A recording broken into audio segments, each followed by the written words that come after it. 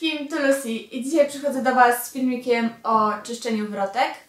Zarówno tych skórzanych, jak i tych zamszowych, które się czyści trochę na inne sposoby.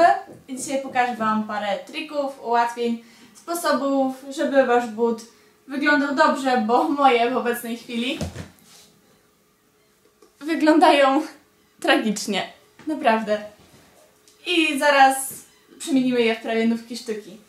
Jeżeli natomiast chodzi o czyszczenie wrotki jako całego sprzętu, to mogę Was odesłać do filmiku Wiktorii, link będzie poniżej, gdzie ona pokazuje Wam naprawdę jak to zrobić perfekcyjnie krok po kroku. No to co, nie przedłużając.